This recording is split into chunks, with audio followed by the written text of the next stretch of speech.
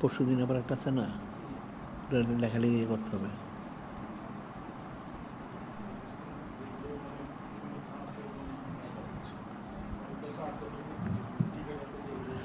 ওটা সংযোগ করে দাও, হ্যাঁ সংযোগ করে দাও। কিন্তু অনেক বিষয় তো জরুরি আছে, তো মানুষরা তো বুঝেই না। এরা কাফেরা যেটা দেয় সেটাই তারা গলত গরম সেটাই তারা খায়, কেমনে হবে যেগুলো? হ্যাঁ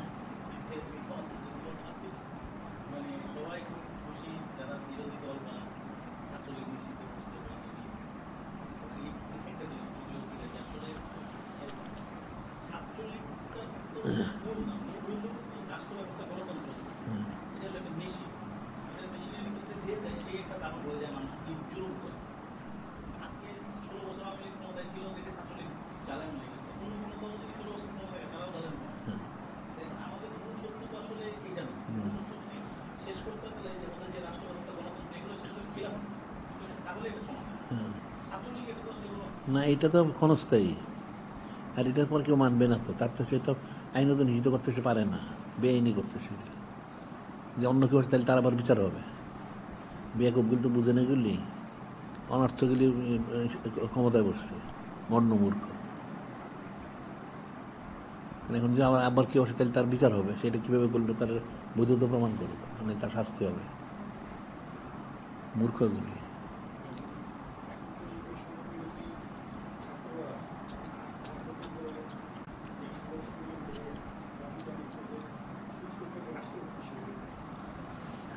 ওই জন্য যা ছিল করতে হয় না, এটা যেটা কখনোই বিরুদ্ধে লেখা সমানে। হ্যাঁ এটা হলো কারণ, এটা তো এই সন্ত্রাসী আমেরিকার এটা ওই তাকে এভাবে ঢুকাইছে যে তাকে পদে বসানোর জন্য, তাইলে সে ক্ষমতাটা পাই গেল। এর বিরুদ্ধে সমানে লেখালেখি করা দরকার।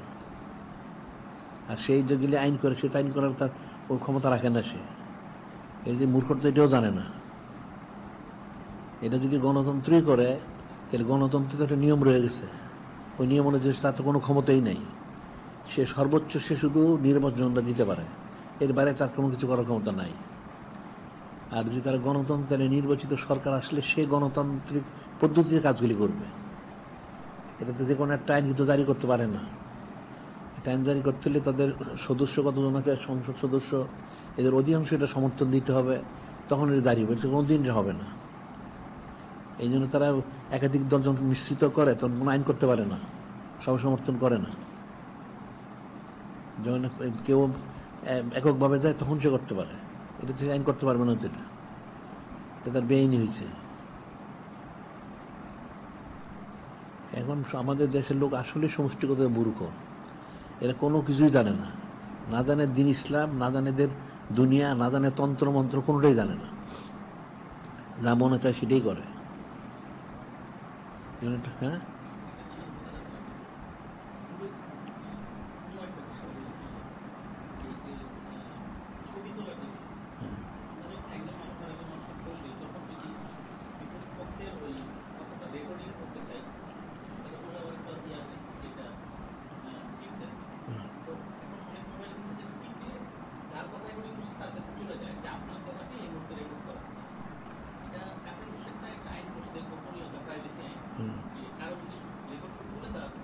অনুমতি নিতে হবে।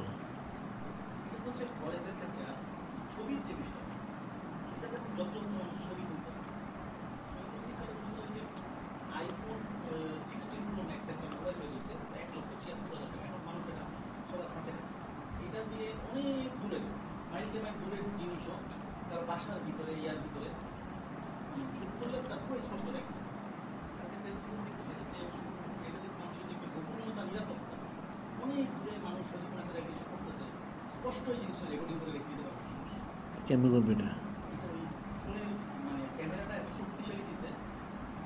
তার তো ওখানে ফোন করতে হবে, ফোন না করলে সে, না ধরলে তো সে করতে হবে না। হ্যাঁ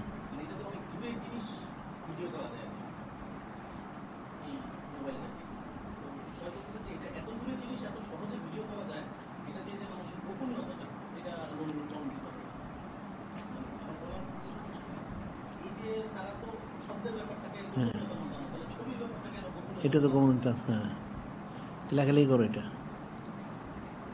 লেখালেখি করা উচিত। এগুলি কাফের আছে, এগুলি নিয়ে মুসলমানের বিরুদ্ধে করার জন্য, ষড়যন্ত্র করার জন্য। এখন ওই জিনিসটা লেখা উচিত, তোর যে সময় যত নিষিদ্ধ করা এই নিষিদ্ধ থাকবে না, অস্থায়ী সব থেকে। তাদের এই তন্ত্রমন্ত্র বাদ দিয়া তার দিন ইসলাম কায়েম কর, খেলাফত কর, তাইলে শান্তি পাবে। একটা জামেলা জালেম আরেকটা জালেম আসবে, যেটাই বদলে ওইটা একটা জালেম হবে। কারণ যে ক্ষমতা পায় সে জুলুম করে। সে তো দিন ইসলাম জানে না, শরীয়ত জানে না, হক্কুলিবাদ জানে না, হক্কুল্লা জানে না, সে জুলুম করবে। আর সে তো আসেই ক্ষমতাটা নেয় সে কিছু আত্মসাৎ করার জন্য, উদ্দেশ্য তো সেটা। এখানে যে ছাত্র আন্দোলন করছে চুমুক, তারা কজন সমর্থন দেবে এদেরকে? কে সমর্থন দিচ্ছে? কেউ সমর্থন দিবে না। এখন আর ওই দিন আর নাই যে বললি যে সমর্থন দিবে, কেউ সমর্থন দিবে না। বিচ্ছিন্ন হয়েছে গেলে এখন তো এদের কোনো ইয়ে নাই, তো সমর্থনটা নাই। কেউ বললে তারা কেউ শুনবে না, কেউ আর আসবে না। কারণ তারা এখন ব্যবসা শুরু করছে, টাকা পয়সা আত্মসাৎ করছে, ঘুষ খেতে সমানে। এটা ব্যাপক ছড়ায় দেওয়া দরকার। এগুলির বহিষ্কার করা উচিত, এগুলির শাস্তির আওতায় আনা উচিত, গ্রেপ্তার করে শাস্তির আওতায় নিয়ে আসা। এগুলি এই মুশরিকের দোহাই দিছে, ওই 26 লক্ষ মুশরিক চাকরি করতে মুসলমানদের ওই কাফের বিরুদ্ধে। এখন এর আবার কাফের গোলাম হয়ে গেছে, কিন্তু তারা এই কাফের পক্ষে বলতেছে, এগুলি বাইর করে না কেন? তার কাফের তোর আবার ইলিশ মাছ দিলি কীভাবে?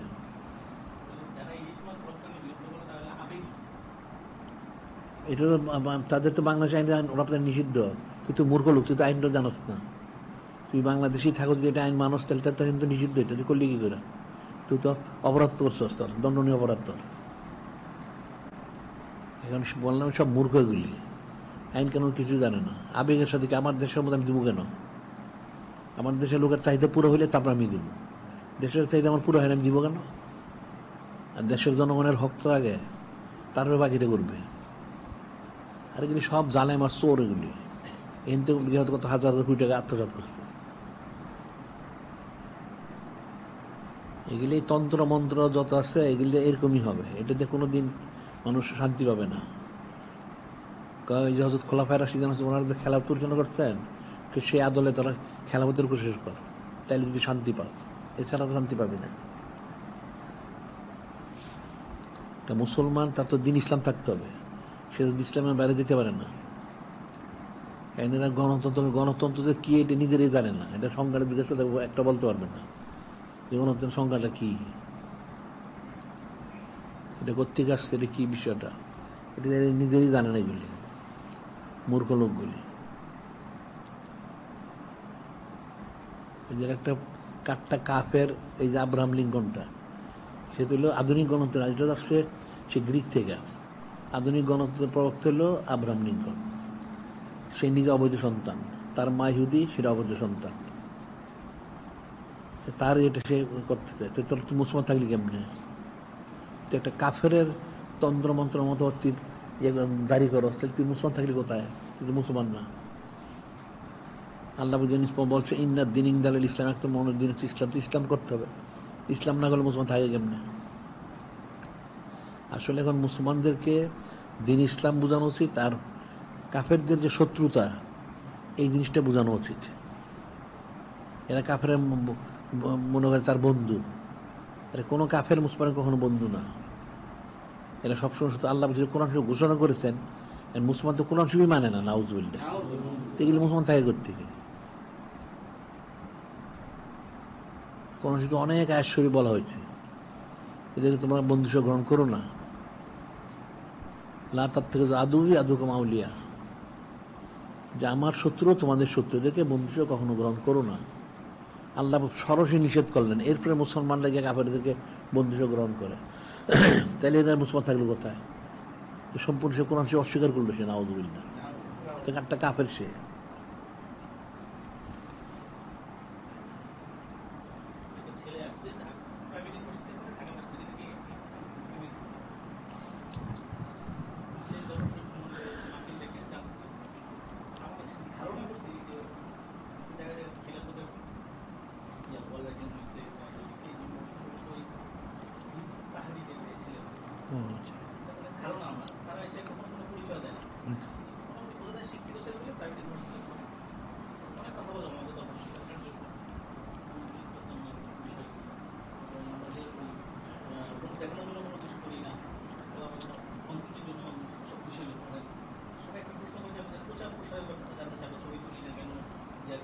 সুবিধা হারাম তোলা।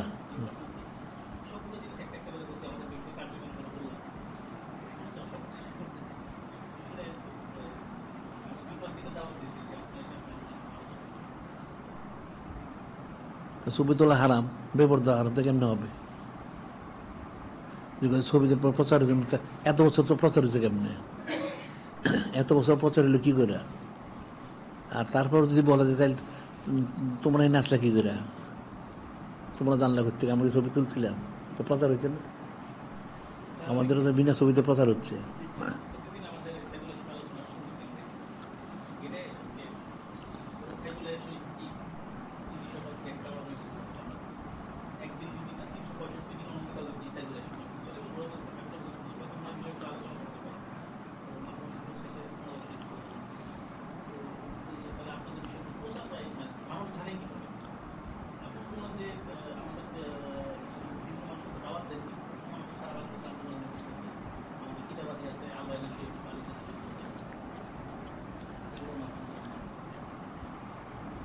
সিরাতুল মুস্তাকিম করে দিলেন, সিরাতুল মুস্তাকিম আছে।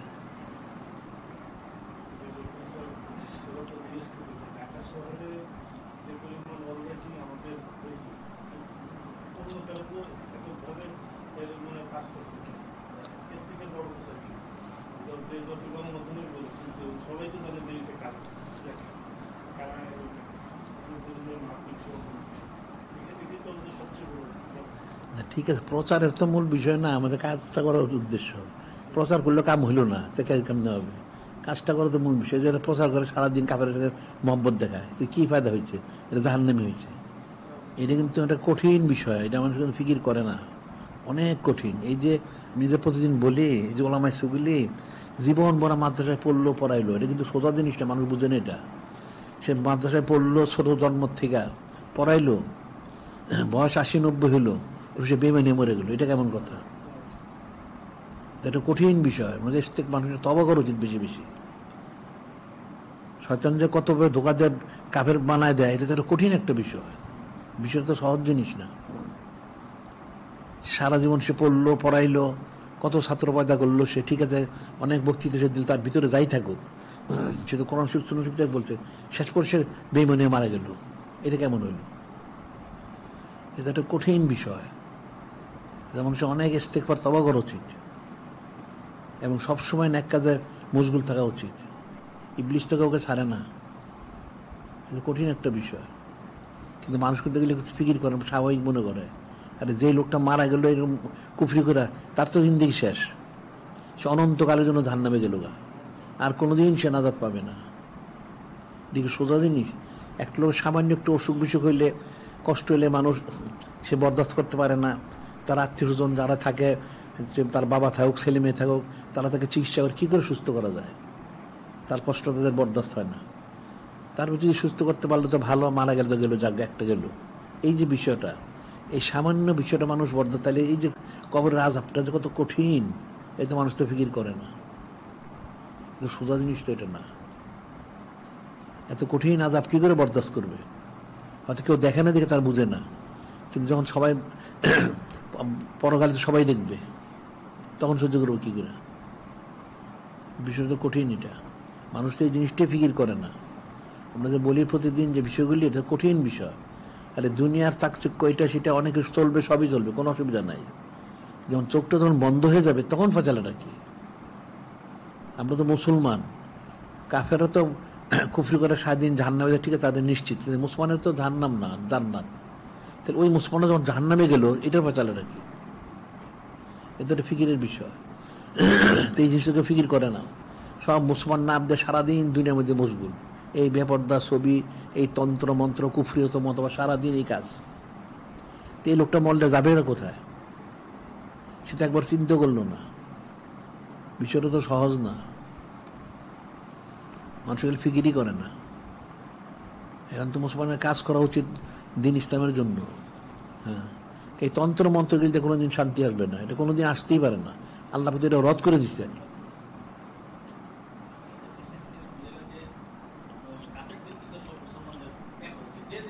হ্যাঁ,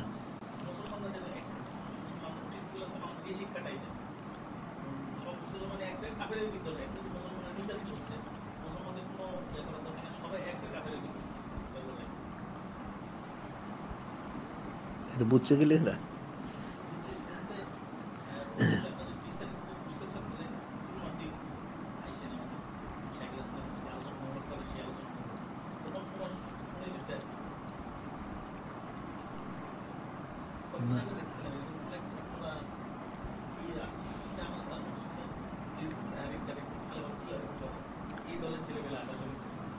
আসুক শব্দ আসুক, তোমরা শরীর মতো কাজ করো, অসুবিধার কি আছে?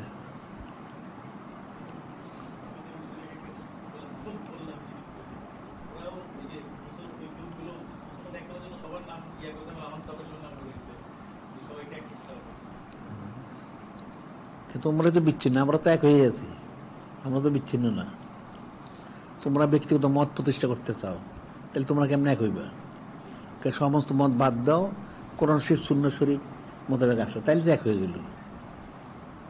কেউ নিজের মতবাদ যদি প্রতিষ্ঠা করতে চায় তখন তো এক হইতে পারবে না। যে নিজের মতামতটা বাদ দিয়ে দাও, তাইলে এক হইতে পারবে। এখন দেওবন্দিরা দেওবন্দির মতবাদ, তবলিগুলার তবলিগের মতবাদ, বা ওই জামাতি তাদের মতবাদ, ওহাবির ওহাবিদের মতবাদ, সবাই সবার মতবাদ, তাহলে তো জীবনে এক হবে না। কয়েকগুলি সব বাদ দিয়ে দাও, বাদ দিয়ে কোরআন শরীফ সুন্নাহ শরীফ খোলাফায়ে রাশিদিন ওনাদের দিকে রুজু হয়ে যাও, ওনাদের আদলে সব কাজ করো, তাইলে হয়ে গেল। এছাড়া তো হবে না। ওনাদের তরজতির জন্য হয়, তাইলে কার কোনো মতবাদ নাই।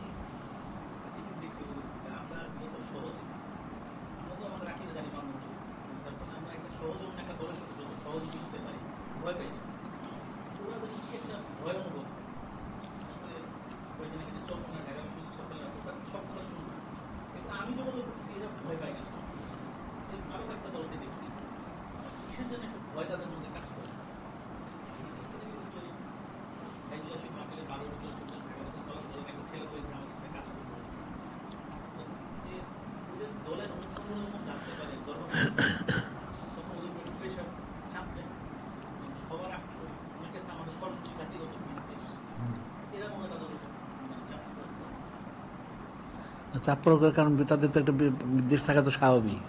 কারণ এরা যে কাজগুলোকে আমরা বিরোধিতা করি, এটা ছবি তুলে বেপরদা হয়, এটা তন্ত্রমন্ত্র করে, এটা আমরা হারাম ফতোয়া দিই, স্বাভাবিক তার মধ্যে বিরোধিতা করবে, এটাই তো স্বাভাবিক। কেন এরা কোনোদিন আমার সাথে মিশতে পারবে না, আমাদের সাথে এটা যতই বলুক তারা আমাদের সাথে মিশতে পারবে না, তাদের মিশতে হবে, ছাড়তে হবে।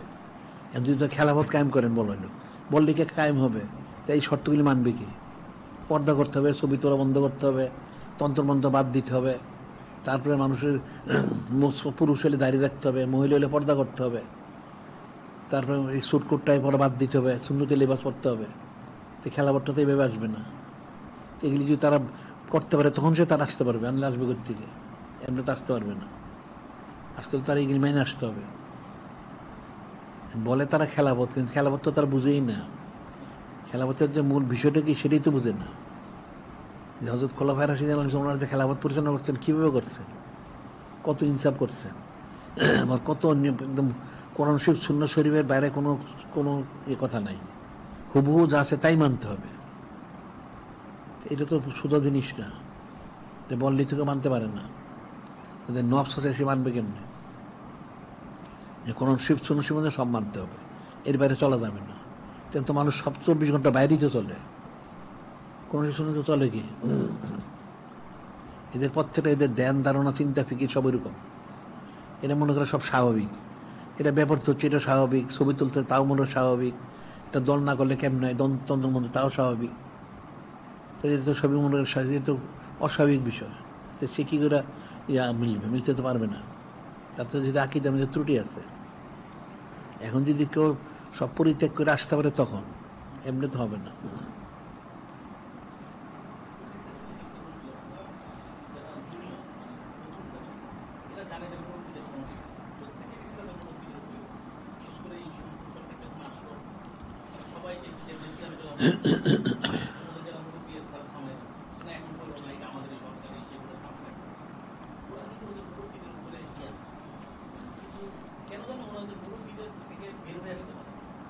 বের আসবে কেন? তাদের তো সেটাই বোঝায়, তাদের তো এই বুঝটা নাই। ওই যে আমি একটা ঘটনা বলছিলাম না, ওই এই যে মিলাদ শরীফ ক্যাম্প শরীফ ফেতনা করছে প্রথম রশিদ আহমদ গাঙ্গুহি, ফেতনাবাস। এই ফেতনা বাস লোকটা করছে, তো এটা বিরাট ফেতনা সৃষ্টি হচ্ছে। তখন এদিকে হাজি আহমদুল মহজুমুল, কিন্তু আমার কাছে কিতাব আছে একটা, ওখানে চিঠি লিখছি ইয়ারে যে রশিদ আহমদকে বাড়াবাড়ি করতে মানা করবা। যাই হোক, এটা তো ফেতনা হইল। তো ফেতনা পরে হয়তো ওনার কথার কারণে কিছুদিন চুপ থাকছিল হয়তো বা। তো উনি তো ইন্তেকাল করছেন হলো এটা 1216 হিজড়ি তো মনে হয়, 1316 হিজড়ি। তো মারা গেছে কাল তো বাস শেষ হইলো এদিকে। আর তাদের অন্যান্য যারা ছিল তাদের ওই ইয়াকুবুল কাসেম নানুতুবি এগুলো এরাও আগে মারা গেছে। এরপরে আবার তার ফেতনা সে শুরু করছে। যখন ফেতনা শুরু করলো তখন তারা সবাই মনে হয়, তখন তাদের আশরাফ আলী থানভী তাদের আরেক ইয়াকিন, রশিদ আহমদ হইল তাদের বয়স্ক মুরব্বী আর ছিল নতুন মুরব্বী থানভী। তো সবাই ধরলো যে একটা ফয়সালা করা দরকার, এই মিলাদ শরীফ ক্যাম্প শরীফ ফেতনা হচ্ছে, ঠিক আছে তাইলে রশিদ আহমদ গাঙ্গুর কাছে যাও, চলো। তো গেল সবাই। সেই অসুস্থ তখন রশিদ আহমদ গাঙ্গুহি, যে কী হয়েছে, কে আসছে, আশরাফ আলী থানভী আসছে মিলাদ শরীফ ক্যাম্প শরীফ সম্পর্কে একটা ফয়সালা করার জন্য।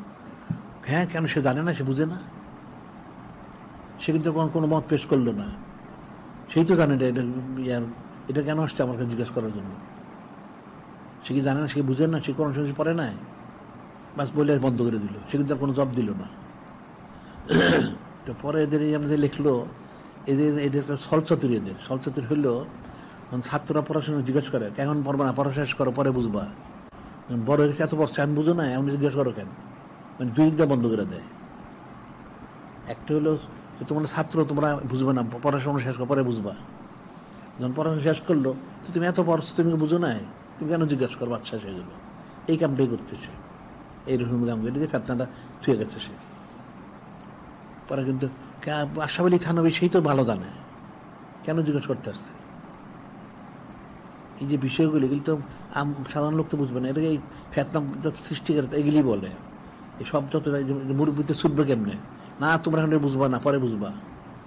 যখন সে যখন মুরব্বী হয়ে যায় তখন সে বাঁচেন তার মত সে চালায়, সে আবার ওই ওই ওই অবস্থানে যায়।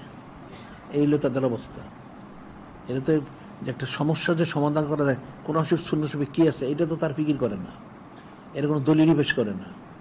তারপরে যেমন যে এদের হোসেন আহমদ, সে মদিনা শরীফ পড়লো, ওখানে তালিমও করছে, আসলো, সে আসার পরে তাকে দেওবন্দের প্রধান হেড মাওলানা বানাইল। আচ্ছা, তা হেড বানানো হয়েছে সে কদিন পর রমজান শরীফ, সে রমজান শরীফের শেষ 15 দিনে গিয়া তাহাজ্জুদের নামাজ শুরু করে দিল, তাহাজ্জুদের জামাত শুরু করে, কিন্তু বেদাত। তো শুরু করার পরে তা অন্য অন্য যারা ছিল তারা বলল এটা কী ব্যাপার, এটা তো বেদাত। তো তারা বলছে হ্যাঁ এত বড় আলেম, সে কি নামাজ না জানিয়ে করে, নিশ্চিত হয়ে যায়। সে জিজ্ঞেস করলো না তার কাছে, আর সে কোনো দলিলও পেশ করলো না, বা জারি হয়ে গেল নাউজুবিল্লাহ। এলে তাদের কাজগুলি, একটা মুসলমান তো একটা দলিল ভিত্তিক তার কাজটা করতো, সে করলে তার দলিলটা কোথায়, তারা মন করা মনে হচ্ছে সে শুরু করে দিছে, তার নিজেরও দলিল নেই, মনে হচ্ছে ওখান থেকে পড়ে আসছে। আর ওখান থেকে পড়ে আসছে তো এই হাদিস কিতাবগুলি পড়ে আসছে, সে তো বিষয় তার তো ইলম কালাম নাই, সে নিজে তার জীবনীতে লিখছে। তো সে মক্তব থেকে শুরু করে কামেল পর্যন্ত 73টা কিতাব পড়ছে, মক্তব থেকে কামেল পর্যন্ত মিজান মুনসাফ থেকে শুরু করে তার হাদিস তফসির পর্যন্ত 73টা কিতাব পড়ছে, পড়ে সে আলেম হয়েছে। এরপর কোথায় কী পড়ছে এরপর একটা বাকিটা, তো এই লোকটা কী ফতোয়া দিব, মনে হচ্ছে মদিনা শরীফ সে পড়ছে পড়াইছে তো বিরাট আলেম হয়ে গেছে। আরে মদিনা শরীফ পড়লে কি বড় আলেম হয় নাকি, ইলিম ছাড়া। এই যে ওহাবিগুলি গণ্যমূর্খ, তো এই গণ্যমূর্খ কী হবে, তো এই গণ্যমূর্খ তো এরকমই, এদের কাজগুলি এরকম, যেহেতু কোনো দলিলা দিল্লা নাই, এটা দলিলা দিয়ে তো ফয়সালা করতে হবে। এই যে তাদের প্রত্যেকে কত ভুল ফতোয়া দিচ্ছে, সেগুলো আমরা অনেকগুলি খণ্ডন করছি আমাদের পত্রিকায়। এটা তো সমান এলামূলক বিচ্ছিন্ন লেখে। এদের এরা মুরব্বীদের তার ছুটতে তার কোনোদিন তারা পারবে না, কারণ তারা তো মুরব্বীরা মানে, মুরব্বী যেটা বলে সেই অনুযায়ী কাজ করে, তো সেই অনুযায়ী কাজ করলে ছুটবে থেকে। আর তাদের আলাদা একটা স্বকীয়তা যেটা, এই জিনিসটা তো নাই। এরা ওই দেবন জাকিদের মধ্যে তারা আবদ্ধ, এখান থেকে তারা কোনোদিন ছুটতে পারবে না, তারা আসতে পারবে না। বা ঠিক মওদুদি জামাত ইসলাম যারা, এরা মওদুদি আকিদের মধ্যে আবদ্ধ, অন্য তারা ছুটতে পারবে না। অতি সুন্নির রাজাখানির আকিদের মধ্যে আবদ্ধ হয়ে রয়েছে, এরাও ছুটতে পারবে না। আর তবলিগুলারা যে এদের ইলিয়াস সাহেবের আকিদায় আবদ্ধ, এরা তো এর বাইরে চিন্তা করতে পারে না, তারা আসবে থেকে। এরা যদি উপরে চিন্তা করতে পারতো তখন তারা আসতে পারত। এই যে কিতাবাদিগুলির মধ্যে ভুল যে আসে আসে কেন, যে যাকে অনুসরণ করে তারটাই সে লেখে। তার যে ভুলটা, এই ভুলটা চলতে থাকে, যে থানবী ভুল ফতোয়া দিল ইঞ্জেকশন রোজা ভঙ্গ হয় না, সমস্ত দেয়বন্দি এটাই দেয়, কোনো তাহাকিক নাই। এন্ডিকে সত্যি সঠিক না ভুল এই তাহাকিক কিন্তু নাই। এটা তার নাম শুনলে বা ঠিক আছে, এটাই ঠিক আছে, নাউজুবিল্লাহ। ওই যে একটা বলছিল একদিন, ওই করোনার সময় ওই আহমদ শবিরের ফতোয়া দিল, নামাজ কাতা কাতা ফাঁক করতে হবে, এই করতে সে কুফরি ফতোয়া দিল। তো এখন এটা ওই যে এই মাহমুদুল হাসানটারে একজনে জিজ্ঞাসা করছিল, তার নাম বলে নাই, যেরকম বলে এটা খেয়ে বোকায়, এটা তো এরকম তো শরীর সম্মত না এটা। পরে যখন কিছু আহমদ শবির বলছে, তাইলে চিন্তা করতে হবে, মানে আকিদারা কোন দিকে দেখো, মানে আগে করলে এটা এটার কথা জায়েজ নাই, যখন বললো সে বলছে তাহলে তার তো ওস্তাদ সে, এখন যে তার দিকে রুজু হয়ে গেল, ওটা মেনে নিল সে। মানে এরকম বহু আছে এদের এই গুমরাই থেকে এটা ছুটতে পারবে না, এটা তো আবদ্ধ রয়েছে। আরেকদিন একটা লোক বলছে অনেকদিন আগে, ওই যে থাকতে জহিরে থাকতে, সে ইয়ার সাথে আলাপ করছে, এক দেমন্দি আলাপ করছে, ওই বেটা ডাক্তার, আশ্চর্যের বিষয়। তো সে আলাপ করছিল যে এরকম ইঞ্জেকশন দিলে রোজা ভঙ্গ হয়, হ্যাঁ রোজা তো ভঙ্গ হয়ে যায়, এটা সেটা মুক্তমুখ। তো সে বললো ওই যে আশাউলি থানবী যে ফতোয়া দিল, তাইলে ভঙ্গ হয় না, তাইলে এটা ভঙ্গ হয় না। সেরকম তাজ্জুব হইল, ব্যাপারটা কি হইল, বেটা নিজে ডাক্তার, সে বললো যে এটা ঢুকে রোজাটা ভঙ্গ হয়, যখন করলো যে থানবীতে এরকম ফতোয়া দিছে, তা আপনি কি বলেন, সে কিন্তু দেবন্দি, তাইলে ভঙ্গ হয় না। আকিদাগুলি দেখো, এরা কি করে ছুটবে এখান থেকে, এরা জীবনে ছুটতে পারবে না। এদের কুফরি আকিদা আছে, গুমরাইমূলক আকিদা আছে। কারণ কোরআন শরীফ সুন্নাহ শরীফ মধ্যে সেটা যেই বলুক সেটা মানতে হবে, এর খেলা বলে তো মানা যাবে না। আর সে একটা মূর্খ, তার বলা উচিত ছিল যে আপাতত আমার তাহকিক এরকম, পরবর্তী তাহকিক পরিবর্তন হইতে পারে। এই মূর্খ তো সেটা বলে নাই। যেমন ইমাম আজম আবু হানিফা উনি বলছেন, হ্যাঁ আমার এই ফতোয়া যদি কোনো বিশুদ্ধ হাদিস কেউ পায় তাহলে ঠিক আছে, সেটা গ্রহণ করো। আর হয়তো পাবে না, যাই হোক, তবুও এটা ওনার একটা হ্যাকমতপূর্ণ কথাবার্তা। তো এটা তো গণ্ড মূর্খ, এটা এদের থেকে ছুটতে পারবে না কেউ। তারপরে যেমন এই তোমরা যে বলো যে ওই যে এদের স্বাস্থ্য সংস্থা উমুক বলছে তুমুক বলছে, এবারে বলে আমাদের দেশে ডাক্তাররা জীবনে এতে ছুটতে পারবে না। এরা মনে করে যদি তারা নবী রসুল মনে নাও করে, নবী রসুলের মতোই মনে করে, নাউজুবিল্লাহ। সে যখন বলছে এটা তাহলে ঠিক আছে, ওই ফকিন্নির কতগুলি ফুটপাতের লোক একটা নাম দিয়েছে, একটা গবেষণা কেন্দ্র করছে, এখান থেকে বলছে এটা এরকম। তার সে বলছে তুই এটা তাহকিক কর, বা দিলে বাসে মেনে নিল, মনে করলো ওইখান থেকে হয়েছে, ইউরোপ থেকে আমেরিকা থেকে কোন ফুটপাতের গবেষক কি বলছে, ওটা তো কোনো তাহকিক নেই। যে কোনো একটা কাজ হলে তার তাহকিক করতে হবে, কে ফতোয়াটা দিল আর তার দলিলটা কোথায়, ফতোয়াদাতা কে আর দলিল কোথায়, সেটা সারে পানে কেমন। এটা সবগুলি এরা আবদ্ধ হয়ে রয়েছে, যার জন্য এদের কোনোটাই শরীয়ত সম্মত না। এরা শরীয়তই বুঝে না, শরীয়তের মধ্যে যে অনুযায়ী যে কাজটা করতে হবে এই জিনিসটা তাদের বুঝটা নাই। এটা কোরআন শরীয়ত সে বুঝে নাই, তো কেমনে হবে?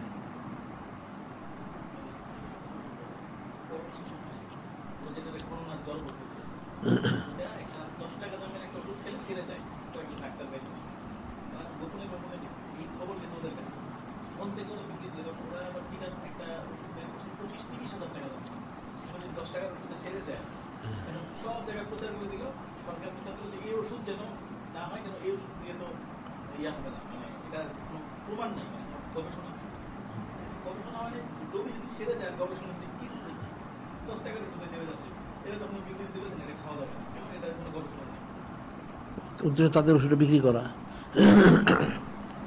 এরা তো এদের তর্তিব সবাইকে পয়সা দেয়, তো তারা যে বলে তাদের পক্ষে, তারা তো পয়সা নিয়ে বলে, বিনা পয়সা তো বলে না। সব তো গেলিল আত্মসৎকারী, ঘুষখোর সুদখোর সব, এইভাবে তো তারা বলে না। তারা ওখান থেকে গবেষণা করছে, তার গবেষণা, তার দলিলটা প্রমাণটা কোথায়, সে তো প্রমাণ পেশ করতে পারে না, তাই তারটা গ্রহণযোগ্য হবে কি করে? এখন হীনমন্যতা এটা ধ্বংস হয়ে গেছে। এটা মনে করে একটা লোক গবেষক হয়েছে, মুখ কি জানি হয়ে গেছে, আরে তার গবেষণা ভুল হইতে পারে, তার শুদ্ধ প্রমাণটা কি? যদি কোরআন শরীফ হয়, সুন্নাহ শরীফ, তখন এটা শুদ্ধ, এখানে কোনো চুচারা চলবে না। এছাড়া মানুষ যত কিছু তার পথের মধ্যে চুচারা করা দিতে পারে, কারণ সে তো ওটা তো মুসলমানই না, আবার তারটা তো কখনই গ্রহণযোগ্য না। আর কাফেরদের কোনো বিষয় তো মুসলমানের জন্য গ্রহণযোগ্য না।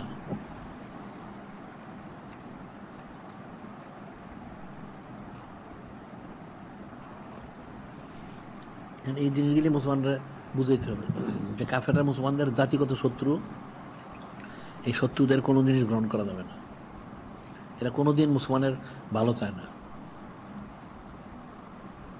মুসলমান আসলে আর মুসলিমের সমস্যা, তো পড়াশোনা করে না, এরা পড়াশোনা করে না। আউমুন্নাস তো পড়াশোনা, প্রশ্ন হলে যারা আলেম সুবিধার দাবি করে, এরও পড়াশোনা করে না। আর যদি কিছু পরে কোরআন শরীফ মনে বুঝেই নেই না, কারণ কোরআন শরীফ তো পুরা কোরআন শরীফ তো কাফেরদের বিরুদ্ধে আছে, তো এরা কেন কাফেরদের বিরুদ্ধে বলে না? আর এই যে দিন ইসলামের শুরু থেকে, শুরু বলে তা আরো সেই আরো আগের থেকে হযরত জাবিউল্লাহ ইসলাম, নূরে মুজাসসিম আব্বা আলাইহিস সালাম, ওনার সময় থেকে তার শত্রুতার দায় রয়ে গেছে। শত্রুতার শুরুতেই করছে, তখন তো ব্যাপক শুরু হয়েছে, এটা তো কিতাবে রয়ে গেছে, এটা করতেছে।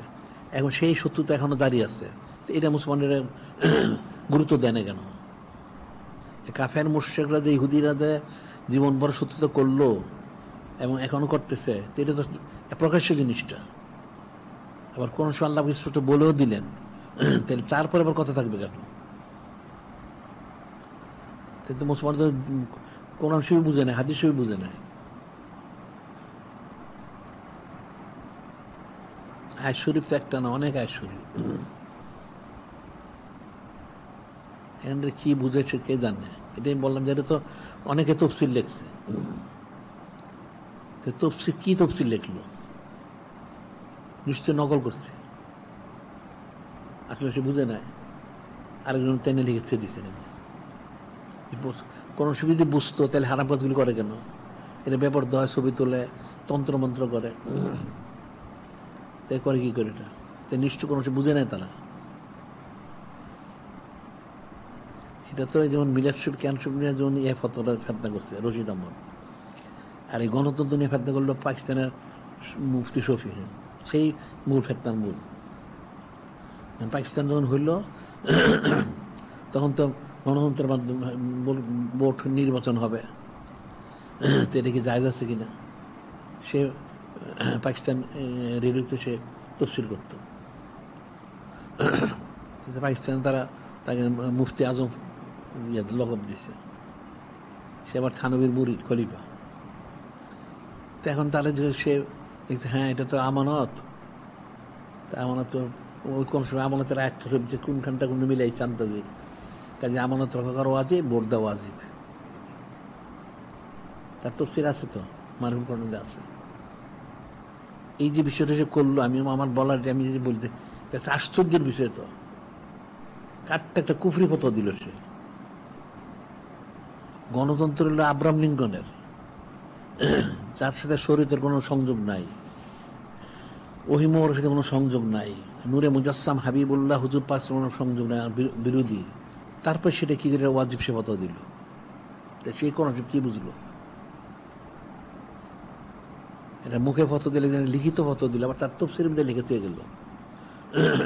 এই আহমক ছবিটা যেমন লিখিত ফতোয়া দিচ্ছে এরকম, তাহলে তারা কি কোরআন শরীফ বুঝলো? তাহলে মাদ্রাসা তারা কি পড়ায় মাদ্রাসায়? এই জন্য তারা ছবি তুলে বেপরদা হয়।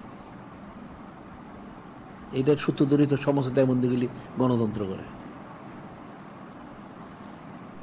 যদিও এর আগে, তার আগে করছে ওই হুসেন আহমদ করছে, সে প্রায় এটা দিছে পাকিস্তান স্বাধীনতা, সেই তো সব ছড়াইছে বেশি। বিষয়টা হ্যাঁ, মানে সে হলো প্রকাশ্য করছে, আর ফতোয়া দিছে সে তো এই 47 সালের ইয়ের সময় সেই করছে, এটা ইয়ে করছে। তো তখন ইয়েও ছিল, সেও ছিল, সে তো মানে লিখিত ফতোয়া দিছে হলো মুফতি শফি, আর বাস্তবে কাজ করছিল হোসেন আহমদ, সে কাজ করছে, সেভাবে প্রচার করছে না সব জায়গায়। এখন গেলে অনেক কঠিন বিষয়, আমি সেটাই বলেন, এটা কঠিন একটা বিষয়। মানুষ হকটা বুঝাইতে কেমন থাকা, এটা কত স্বাভাবিক জিনিস না। যে আল্লাহ বললেন আল্লাহ জিনা আমানু লাম ইয়ালবিসু ঈমানহুম বিযুলমিন উলাইকা লাহুমুল আমনু মুহতাদুন। আল্লাহ জিনা আমানু লাম ইয়ালবিসু ঈমানাহুম, যারা ঈমানদার, যারা ঈমানটাকে তারা শিরকের সাথে কুফরে মিশ্রিত করে না, উলাইকা লাহুমুল আমনু মুহতাদুন, তাদের জন্য আল্লাহ পাক তাআলা নিরাপত্তা এবং হেদায়েত। ওই সমস্ত লোকগুলি আল্লাহ পাক তাআলা নিরাপত্তা লাভ করবে এবং হেদায়েত প্রাপ্ত হবে। এখন তারা তো তাদের ঈমানটা মিশ্রিত করে ফেলছে, এটা কঠিন একটা বিষয়।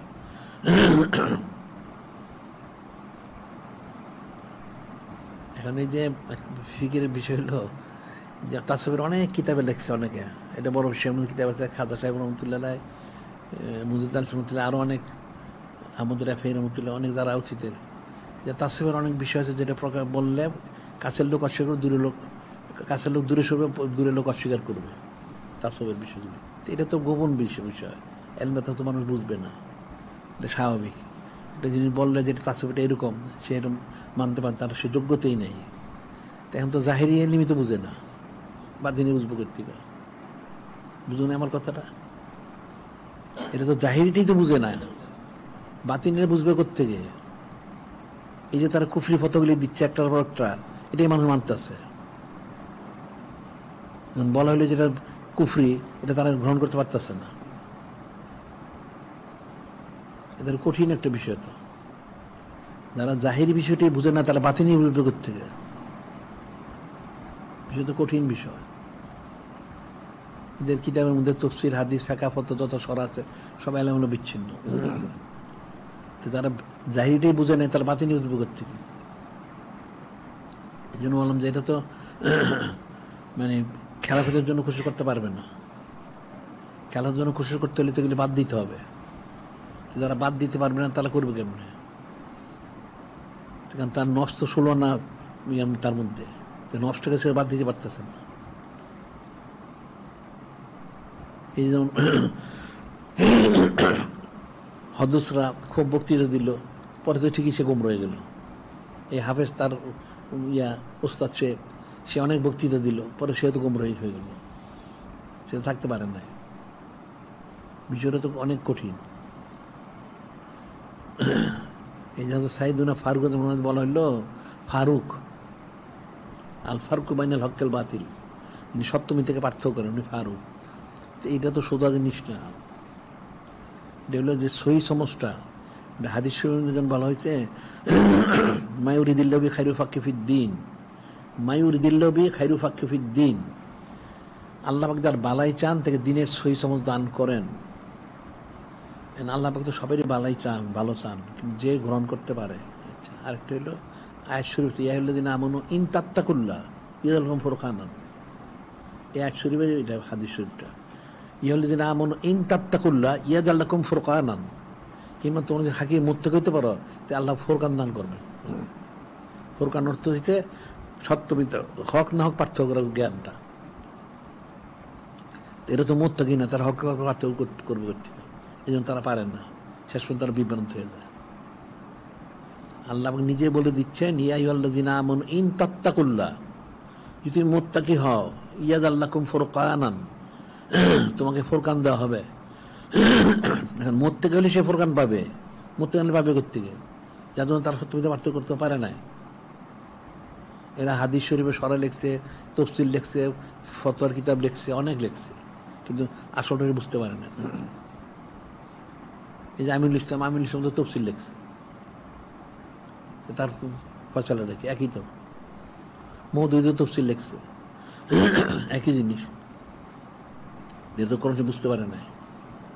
আর যত জায়গায় দেখবে এদের তফসিলগুলির মধ্যে যেখানে নূরে মুজাসসাম হাবিবুল্লাহ হুজুর পাক সাল্লাল্লাহু আলাইহি ওয়াসাল্লাম সানাসিবত উল্টাটা করে লিখছে।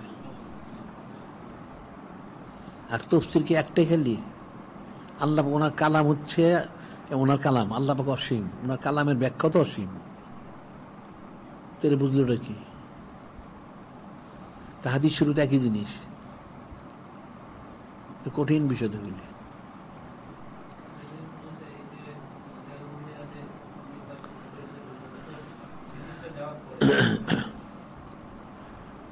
ব্রিটিশরা যাওয়ার পরে ফতোটা প্রকাশ্য হতে আসছে, কিন্তু আগের থেকে তো তারা তাদের সাথে, ব্রিটিশরা তো এই গণতন্ত্র দেওয়া যায় না, তারাই তো গণতন্ত্র নিচে, তাদেরকে দিয়ে গেছে, এটা তারাই তো গ্রহণ করছে। এটা তো পুরো বাদ দেওয়া উচিত ছিল। আর এই কাজের মধ্যে বললাম না, যেখানে পশ্চিম পাকিস্তানে শিবির আহমদ উসমানী এই পুরা তাদের সাথে ছিল, আর এখানে জাফর আহমদ উসমানী ছিল। এরপরে এদের সাথে আর অন্যান্য যারা তারা ছিল, সেই হিসেবে তাদের যারা মুরব্বী তাদের পিছনে তারা ছিল, এই মুফতি শফি তাদের পিছনে ছিল তাদের সাথে। এই যে এখনো তার ছেলে যে তকি উসমানী, তার ছেলে না, ওটা তো এই কাজই করতেছে। সেই তো একটা ওই টেলিভিশনে একটা ইয়া খোলার জন্য, চ্যানেল খোলার জন্য সে সারা দুনিয়ায় চান্দা তুলছে, টাকা তুলছে, পারে নাই। সে এদের ইলিয়াস কাদরি আর এদিকে করছিল এই হাফিজ আব্দুল জলিল, এদের দুজনে পারে নাই, সে করছে। এখন কথা হলো পারুক আর না পারুক, এই যে সে কোশিশ করলো, সে হারাম কাজ করছে না, সে কুফরি কাজ করছে। কুফরিটাকে প্রচার প্রসার জন্য সে অনেক সময় ব্যয় করছে, দেশে বিদেশে ঘুরছে, ইউরো আমেরিকায় গেছে টাকার জন্য। হারাম কাজে সে মশগুল ছিল। এরা আবার আলেম হয় কি করে?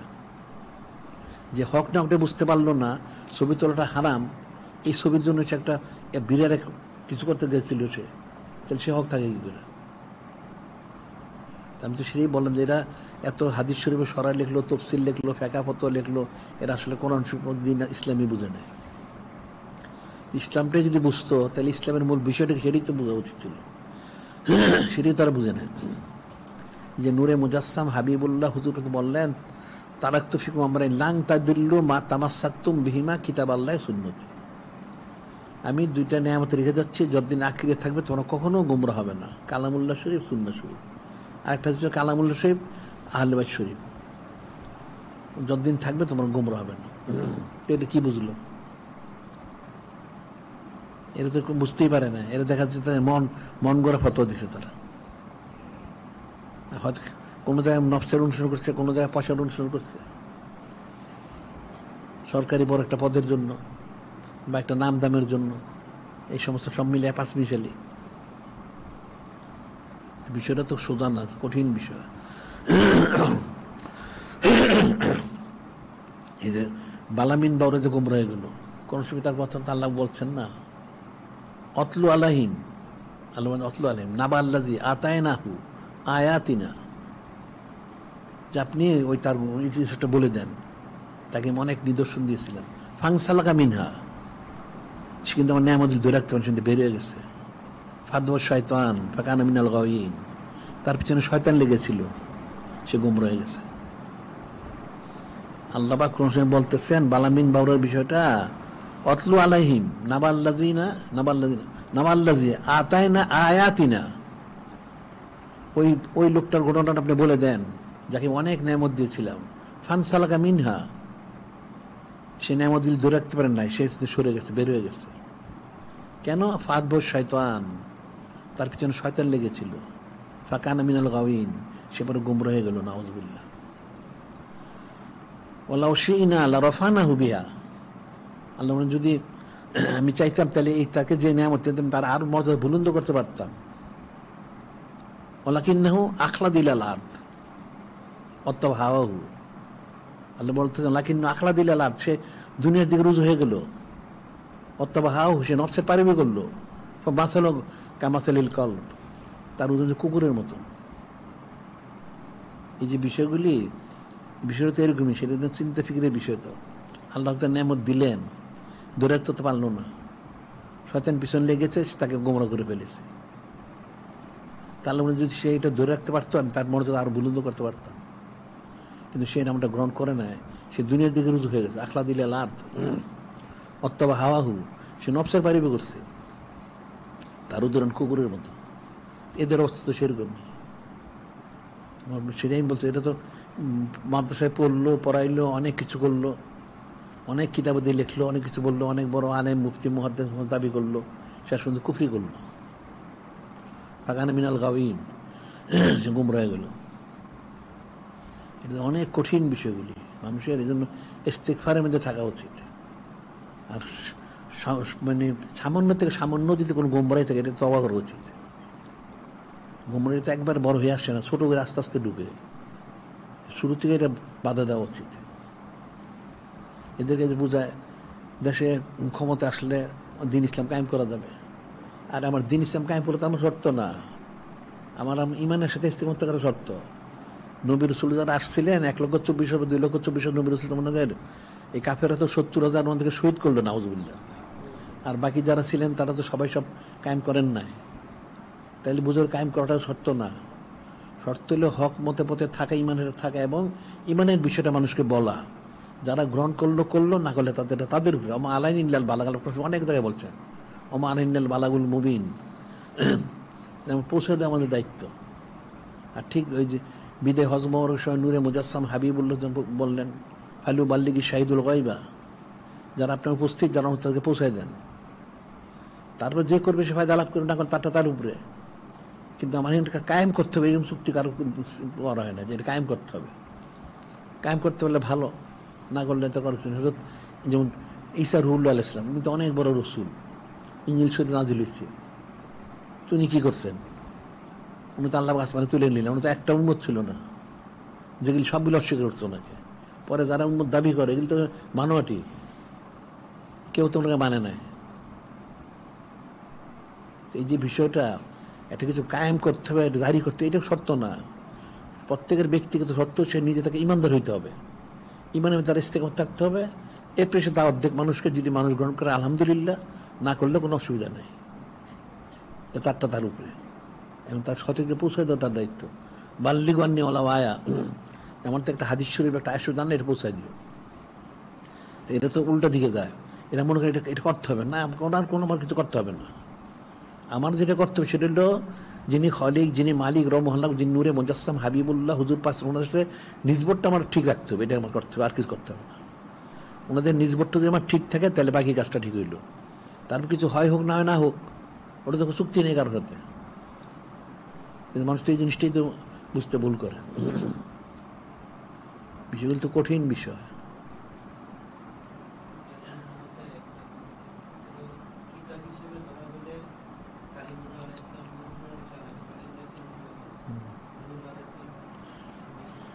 দ্বিতীয়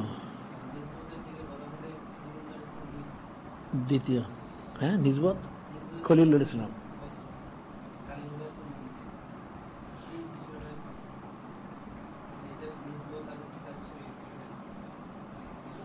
মানে কিতাব তো ওনাকে বড় কিতাব দেওয়া হয়েছে, ওনাদেরকে তো বড় কিতাব দেওয়া হয় না, কিন্তু খলিলুল্লাহ উনি, আল্লাহ পাকের সাথে ওনার নিজবতটা বেশি, এবং নূহ আলাইহিস সালাম ওনার নিজবতটা আছে। মানে নিজবতের দিক থেকে ওনারা অগ্রগামী। হ্যাঁ, আর কিতাবের দিক থেকে উনি যেহেতু মূল কিতাবটা ওনার, কারণ তাওরাত শরীফ কিন্তু মূল বনী ইসরাইলের, ওখান থেকে কিছু জাবুর শরীফে রয়ে গেছে, ইনজিল শরীফে কিছু রয়ে গেছে, পরে আবার নতুন কিছু আসছে, কিন্তু এদের জন্য মূল কিতাব হলো তাওরাত শরীফ। সেই হিসাবে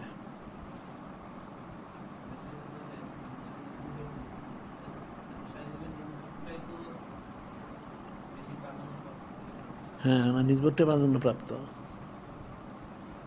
হ্যাঁ, নিজবতের জন্য কিতাব ওনার দেওয়া হলো, এটা এটা আল্লাহ পাক ওনার দ্বারা কিতাবের প্রচার প্রসার করছেন, এক যেভাবে পছন্দ করেন।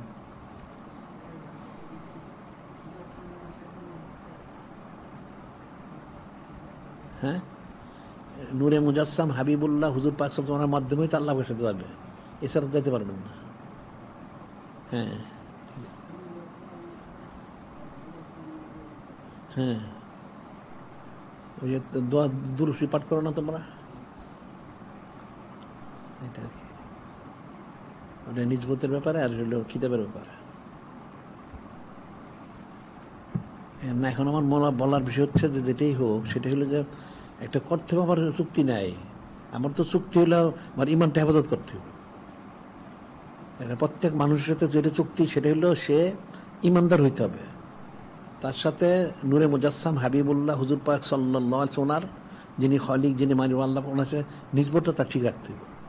এরপরে কী হইলে হোক, না হয় না হোক, কোনো কিছু না, কিন্তু ওইটা ঠিক আছে কিনা, এই জিনিসটা যদি ঠিক না থাকে, তুমি দুনিয়ার সব ইবলিস তো কত কিছু করলো, কই জাহান্নাম হয়ে গেল, এই বালামিন বাবুরা জাহান্নাম হয়ে গেল, সে তো নিজবত রাখতে পারে না, সেটা হচ্ছে ফানসা লাগা মিনহা, সে বের হয়ে গেছে। এখন তো এদের তো সেই অবস্থা, এরা তো দিন ইসলাম থেকে বের হয়ে যায়। গণতন্ত্র করতে গেলে তো সে দিন ইসলাম করতে পারবে, কোনোদিন করতে পারবে না। ছবি তুললে কোনোদিন সে হকে থাকতে পারবে না, বেপরদলে সে হকে থাকতে পারবে না। তারা তো সেই কাজগুলি করে, তো মূল ইচ্ছে তার বের হয়ে গেছে, শয়তান তাদের পিছনে লাগছে, তার গুম রয়ে গেছে। আল্লাহ কোন এটা বলে, এটা তো খালি বালামিন বাউরের জন্য না, সবার জন্য গেলে, এই জন্য এটা একটা কঠিন একটা বিষয়। এই যে একেবারে একটা লোক ইমানের সাথে ইন্তেকাল করার যে শর্তটা, এটি তো সেই শর্তটা, ইমানের সাথে ইন্তেকাল করতে হবে, এছাড়া তো আর কোনো ফয়সালা নাই। এটা একটা কঠিন বিষয়। এরা আসলে দিন ইসলামও বুঝে নাই, কোরআন শরীফও বুঝে নাই, আর মূল বিষয়টা কি সেটাও বুঝে নাই। মূল বিষয়টা যে তাকে ইমানের বেস্তে থাকতে হবে, নিজবতটা ঠিক রাখতে হবে, এই যে একটা বিষয়, এটি তো সে বুঝে নেয়। বর্তমান যেমন এটা লাগবে, নাউজুবিল্লাহ। বর্তমান শরীয়ত কি বর্তমানে যেমন আলাদা, তা লাগবে কেন? এখানে এটা কেন রাখবে, তার তো সেটাই বুঝে নেয়। এরা সময়কে, মানুষকে, এইটা সেটাও প্রাধান্য দেয়, কিন্তু কাকে প্রাধান্য তো কোনো কিছু নাই। জানলো যে ফাসদা বিমা তুমার ওয়ারিদানিল মুশরিকিন, আপনি যা বলা হচ্ছে এটা খোলাভাবে প্রকাশ করে দেন। এখন নূরে মুজাসসাম হাবিবুল্লাহ হুজুর তো করছেন, করবেন, এটা একটা উম্মতের জন্য বলা হচ্ছে। তোমরা জানলা তুই স্পষ্ট বলো, কাফের মুশরিক কে কি পাশে লোকে কিছু বলে এটা দেখো না, এটা দেখার বিষয় না। আল্লাহ পাক উনি কি বলেন, ওনার হাবিব মাহবুব নূরে মুজাসসাম হাবিবুল্লাহ ওনার কি সেটা দেখো তুমি, অন্যটা দেখার তোমার সুযোগ নাই। অন্য দেখলে আমার কি লাভ হবে, জাহান্নামের কারণ হবে, নাউজুবিল্লাহ। বিষয়টা তো কঠিন বিষয়। সেটা তো বললাম, যেটা যে এত কিছু করলো, শেষ ফলটা কি, এটা কঠিন একটা বিষয়। তো এরা তফসিল লিখলো, হাদিস শরীফের সরা লিখলো, ফেকার কিতাব লিখলো, অনেক লিখলো, অনেক কিছু লিখছে, তো শেষে কি হইল? শেষে তো ইমান হারিয়ে মারা গেল, আর ইস্তেকামত থাকতে পারলো না। এই জিনিসটা ফিকিরের বিষয়। এই মুফতি শফির ছেলে তকি ওসমানী, তারে ওই ইয়ার সময় প্রধান বিচারক বানাইছিল, জিয়াউল হকের সময়। তো কি করলো সে কি দিন ইসলাম করছে?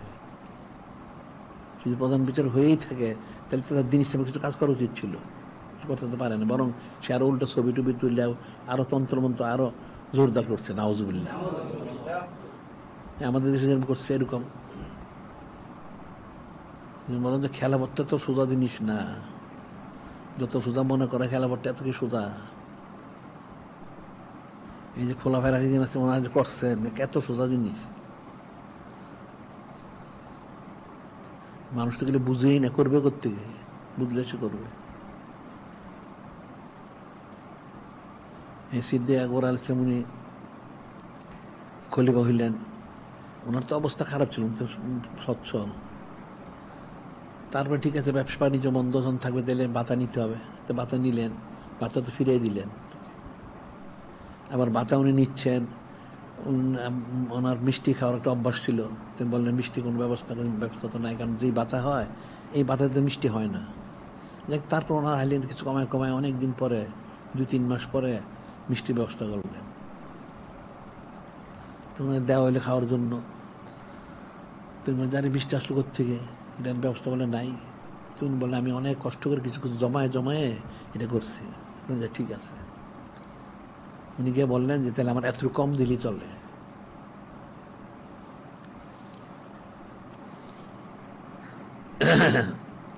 উনি গিয়ে বাতাটা কমাই দিলেন।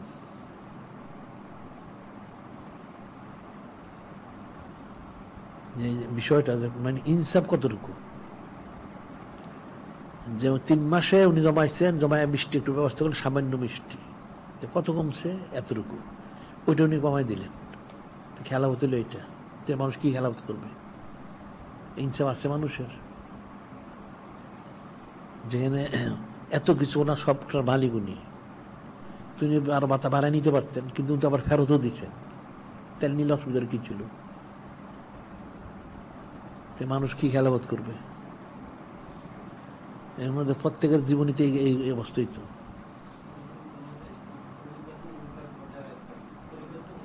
হ্যাঁ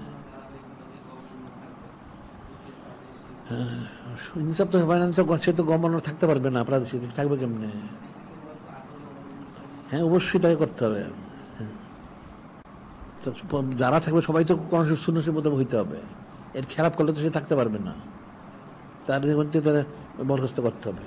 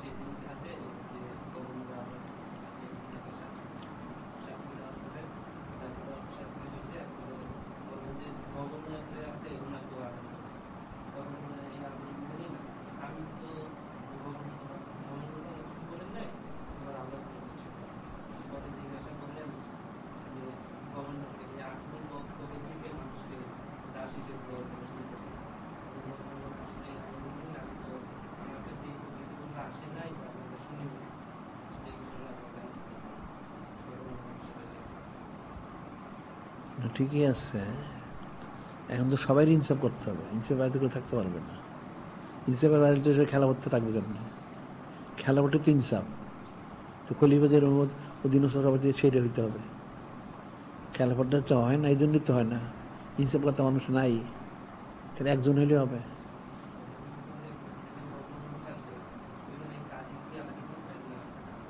এটা তো একটা প্রদেশের জন্য একজন দেয়, আমিরের সভা যেটা বলে। হ্যাঁ, কাজী আলাদা থাকবে।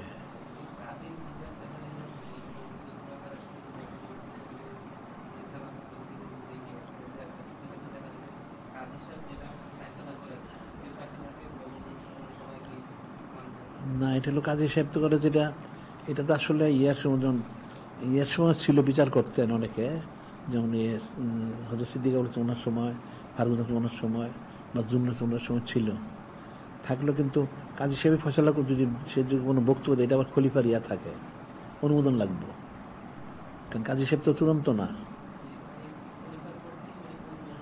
এটা হলো খলিফার পরে কাজী সাহেবের পদটা। হ্যাঁ হ্যাঁ, এখন যদি কাজী সাহেব কিছু করে, তার একটা সীমিত থাকবে, এই পরিমাণ সে করতে পারবে, এর বাইরে করতে পারবে না। তো যদি সে করে, তার যদি তার কিছু কোনো ফতোয়া যদি সে দেয়, তাহলে ফতোয়া যদি এলাকার লোকের কোনো ইয়ে করে, তাহলে এটা খলিফার কাছে পেশ করতে হবে। তারপর খলিফা যদি অনুমোদন করেন এটা ঠিক আছে, তখন ঠিক আছে, আর এটা বাদ হয়ে যাবে।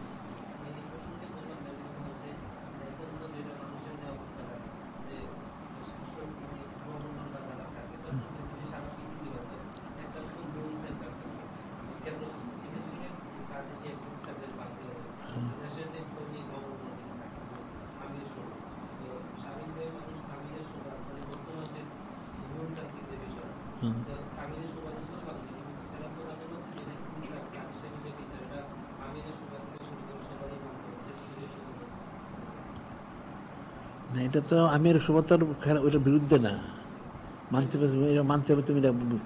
এটা যে একটা লোক না কাজী সাহেব, কারণ যে আমির সভা, সে তো বিচার করার সময় কই তার, সে তো এই প্রশাসন নিয়ন্ত্রণ করবে, প্রত্যেকের জন্য আলাদা লোক থাকবে, বিচারের জন্য তো আলাদা থাকবে, ওইটাই কাজী সাহেব। কাজী সাহেব বললে আমির সভা মানতে হবে, এটা সত্য এরকম না।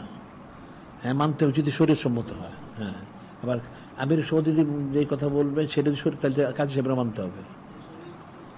হ্যাঁ, শরীয়ত হলো মূল, আর এগুলি হলো প্রত্যেক বিষয়তে একদম প্রধান থাকবে, বিচারের জন্য কাজী সাহেব, ঠিক আছে, কিন্তু অন্য কারোর জন্য, প্রশাসনের জন্য তো আমির সভা ওনার প্রশাসন করতে হবে। এরপর আবার জায়গায় জায়গায় আলাদা থাকতে পারে, কারণ প্রত্যেকে ইনসাফ কাজ করতে হবে। যদি কেউ করে, যদি কোনোটা আপত্তি থাকে, তাহলে সেটা হয়তো কাজী সাহেবের কাছে বিচার আসবে, তার কাজী সাহেব থেকে সে যে প্রধান আমিরের সভা থেকে যাবে, এরপর যদি সেটা না হয়, তাহলে খলিফার কাছে যাবে ধারাবাহিকভাবে।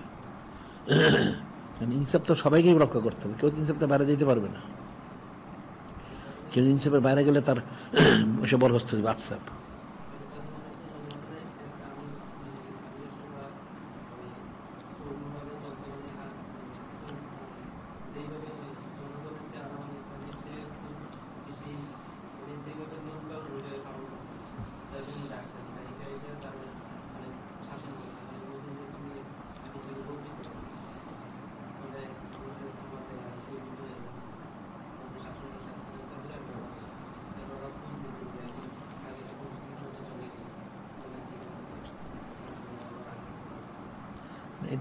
এটা হলো খেলাফত হইলে যদি আমির সবাই হোক বা কাজী সাহেব যারাই থাকুক, যদি কাজী সাহেব তো বিচার শুধু থাকবে, আমির সবাই তো এলাকায় কিছু কাজ করবে, এই কাজগুলি কি শরীর সম্মত কি না এটা আবার জনগণের দায়িত্ব দেখা।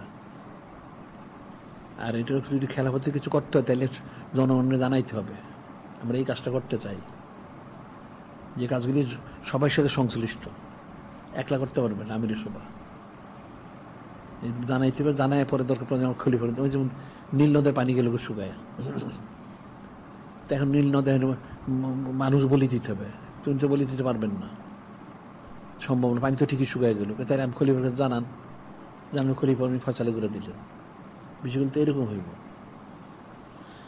যে দায়িত্ব থাকুক সে তার দায়িত্ব, কাজটা সে কোরআন শরীফ সুন্নাহর মতো করে কিনা, যদি ব্যতিক্রম হয় তাহলে জনগণের দায়িত্ব হবে এটা জানানো। যদি আমির সবের তাহলে সরাসরি খলিফারে জানাইতে হবে, ওটা কাজী সাহেবরা জানাইলে হবে না, কারণ কাজী সাহেব তো আমির সবের নিয়োগ দিবে না, এটা খলিফা নিয়োগ দেবে সরাসরি, কাজী সাহেবও খলিফাই নিয়োগ দিবে।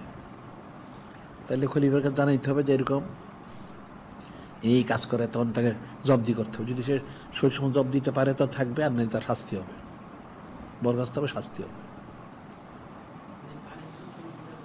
হ্যাঁ না, কোরআন শরীফ সুন্নাহ শরীফ খেলা কোনো কাজ করতে পারবে না, কোনো কাজ করতে পারবে, করলে তো তার পথ থাকবে না, এটা তো কঠিন বিষয়, এগুলি তো আমার মানুষ বুঝে না, বুঝবেও না।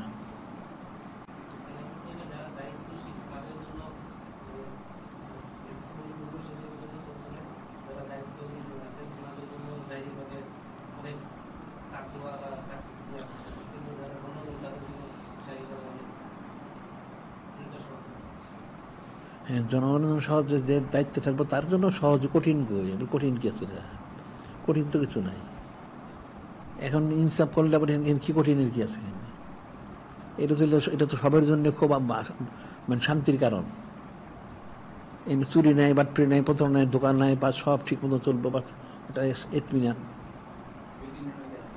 হ্যাঁ সবারই এটা ইতমিনান থাকে। এখন এখন তো অশান্তির মধ্যে মানুষ সব, কোন সুশৃঙ্খলাতে বলতে কিছু নাই, সব উচ্ছৃঙ্খল, আর ওইটা হলে তো সব সুশৃঙ্খল হয়ে গেল। আর যিনি পরিচালনা করেন ওনার ইসলাহ দরকার, ইসলাহ ছাড়া তো পারবে না, যে নষ্ট যদি ইসলাকৃত না হয় তাহলে তো এলোমেলো কাজ করবে, এটাই স্বাভাবিক, ইসলাকৃত হইতে হবে। সেটি তো বললাম যে যারা এত কিছু করে, এরা এত পড়লো পড়াইলো, এত লেখালেখি করলো, তারপরে এরকম হয় কেন? ওইটা আলোচনা ফাঁদ বউ শয়তান ফাঁকানা মিনাল গাবিন, তার পিছনে শয়তান লেগেছে, সে গুমরা হয়ে গেছে। শয়তান তো কাউকে ছাড়বে না, সঙ্গী কাউকে ছাড়বে না, কঠিন একটা বিষয়।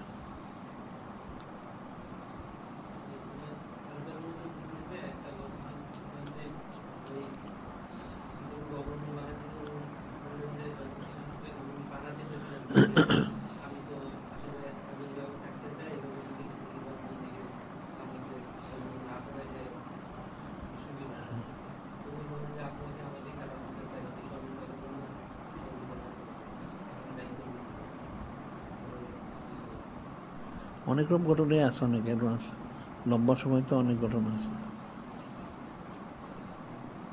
জিনিসটা বোঝার বিষয়, ফিকিরের বিষয়।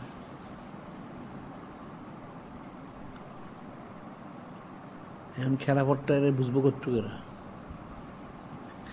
খেলাফত বুঝবে থেকে, খেলাফত তো বুঝবে না, কঠিন বিষয়।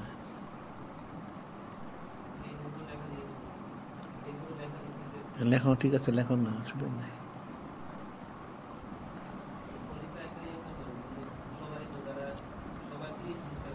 যারা দায়িত্বে থাকবে সবাই তো ইনসাফ হইতে হবে, ইসলামপ্রাপ্ত হইতে হবে। ইসলামপ্রাপ্ত না হলে পারবে না, করবে কেমনে? দুনিয়াটা অনেক কঠিন, দুনিয়ার মোহটা অনেক কঠিন, মানুষ এটা বুঝে না। এগুলি নেক কাজ কতজনে করতে পারে? আমরা এনে সাইদ হোসেন মাহফিল জারি করছে, কতজনের শরীক থাকে? আমরা সুন্নতর প্রচার কেন্দ্র করলাম, এটা কতজনে প্রচার করে? এই যতগুলি কাজ করা হয়েছে কয়জনের শরীক থাকে? এত সহজ তো না। এই সামান্য কাজে শরীক থাকতে পারে না, খেলা ভিতরে শরীক থাকবে কর্তিকা, এরই তো বিরোধিতা করবে। নাউজুবিল্লাহ, তাদের নফসের বিরুদ্ধে যাবে, তার বিরোধিতা করবে, এটি তো স্বাভাবিক। বিষয়টা যত সোজা মনে হয় তত সোজা না, অনেক কঠিন।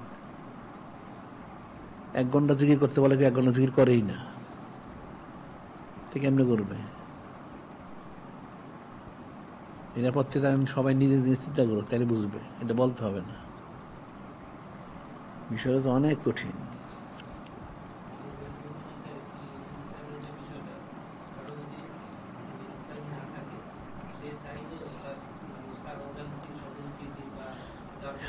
অনন্তে সে এলোমেলো কাজ করবে।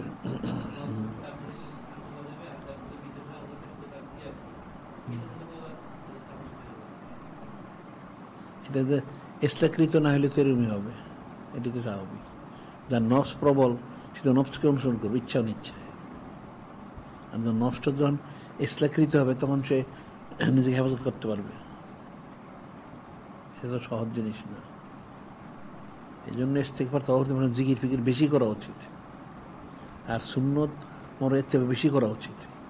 বললেই খালি হয় না, এত সহজ না। একটা সাধারণ একটা লোক সাধারণ কাজ করা একরকম, একটা বড় দায়িত্ব পালন করলে আরেক রকম, দুটো তো একরকম না।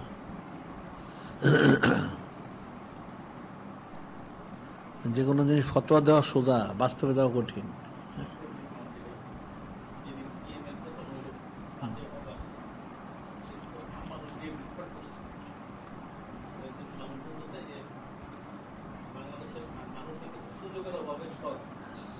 ঠিকই বলছে।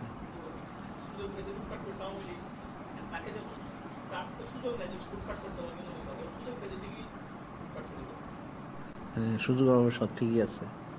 সবাই জালেম, সবাই চোরই। একজন চোরের সুযোগ পেয়ে চুরি করে, যে সুযোগ পেলে চুরি করে না, এই আর কি, আর কিছু না। সবাই ঘুষ খায়, অনেকে ঘুষ খায় না, তার সুযোগ নেই আসলে। বিষয়গুলি কঠিন। এখন এই জন্য জিকির আজকারটা করা উচিত সবার বেশি বেশি, আর সুন্নত মোরা ইত্তেবা করা উচিত বেশি বেশি। এছাড়া কোনোদিন হবে না। আর আমাদের সাইদ সৈলির মাহফিল উপস্থিত হওয়া উচিত, শোনা উচিত, আলোচনা করা উচিত। একদিন একবার জানার পরে একটা ফিকির নাই, অনেক ফিকিরের দরকার, অনেক ফিকির দরকার। এই তো বললাম যে কত কিছু করার পর কি হয়, সেই শূন্য বিয়োগ।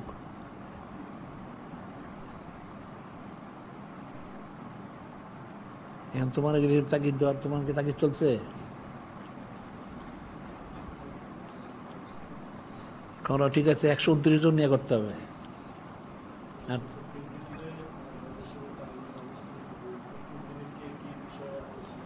3 দিন না তো, 6 দিন কমসে কম। কিসের 3 দিন?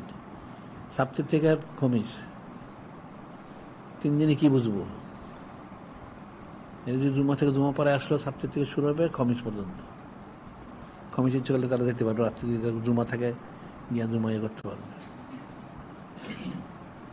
6 দিন কমসে কম। এখন এগুলো বলছে ওটা সূচি করার জন্য, এটা সূচি করে কী কী তালিমের বিষয়গুলি সেগুলি করতে হবে, এটা তালিম দিতে হবে। এখন কোশিশ করা, তারপরে কি যদি কেউ করে, না করলে তার আমাদের আর করার কিছু না, আমাদের কোশিশ আমরা করবো। তোমরা লোক জোগাড় করা, তোমার প্রত্যেক জেলা থানা থেকে লোক জোগাড় করা, তারপর ইউনিয়ন থেকে লোক জোগাড় করা, তাদের বুঝাই দিলে তার কাজটা করতে পারে।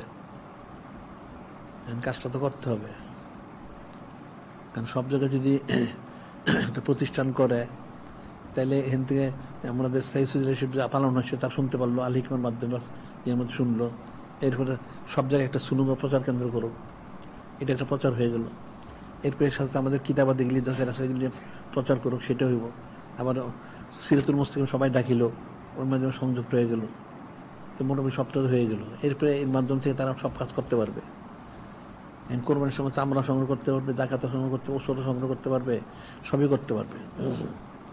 কারণ এগুলির সাথে এই কাজগুলি সংশ্লিষ্ট।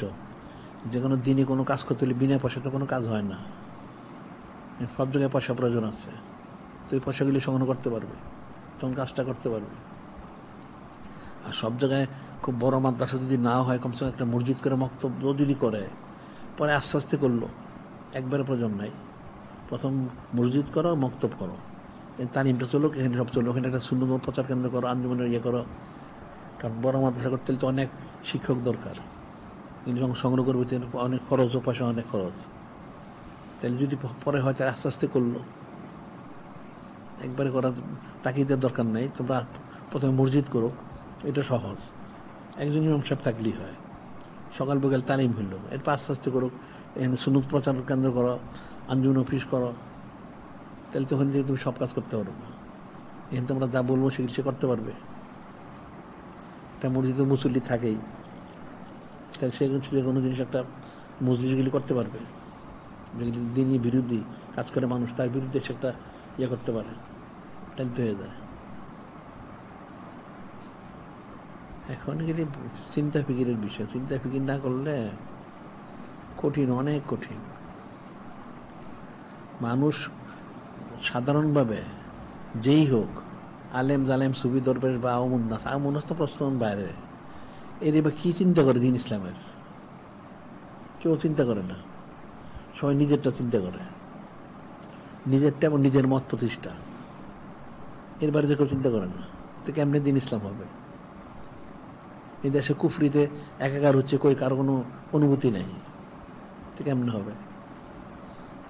মাদ্রাসাগুলি গান গাওয়ায়, মাদ্রাসাগুলিতে বেপর্দা হয়, ছবি তোলে, এদের কোনো, যারা কথিত আলেম, এদের কোনো অনুভূতি নেই, ওটি তারা মেনে নিছে। তো মাদ্রাসা ছবি থাকবে কেন, বেপর্দা হবে কেন?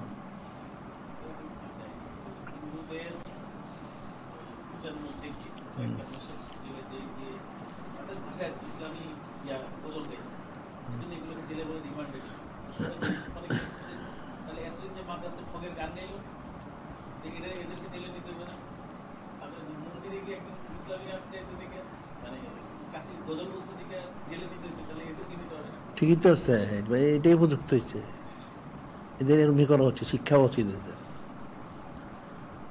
ওরা বন্ধ করে দাও, সেটা বলছি আমি। তো পরে তো এই সামনে নিজে করে গায়েব হয়ে গেলো, তার কোনো খবরই নেই। এটা তো একটা ঘোষণা দেবে, একটা সম্মেলন করে ঘোষণা দিয়ে দিলে হয়, আজকে থেকে তোমরা কেউ পাঠ করবে না, তাইলে হয়ে গেল। মানুষের ফিকিরের বিষয় আছে, এই জন্য বললাম বিষয়গুলি তো তত সোজা বলে, এত সোজা না। কাফেররা কোনো দিন মুসলমানটা ছাড়বে না, সে ঠিকই তো তার হাজতে দিল, সে মনে করলো তার মন্দিরের এটা ঠিক হয় না, তাইলে মাদ্রাসায় ঠকার গানটা ঠিক হয় কেমনে? কেউ তো প্রতিরোধ করলো না।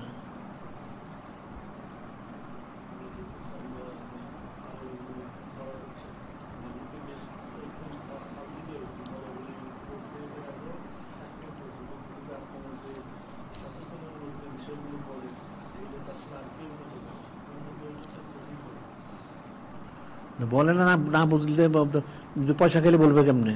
এ তো পয়সা খায়, এরা বলবে কেন? তো মুখটা বন্ধ করে দিছে পয়সা দিয়ে, তো বলবে কেমনে? বলবে না।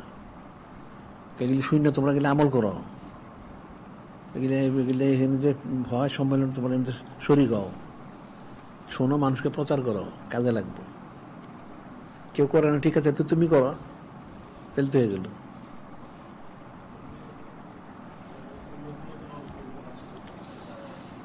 ঠিক আছে, করতে থাকো, 7 দিনের জন্য আবার প্রস্তুতি গ্রহণ করো, তাহলে ঠিক আছে।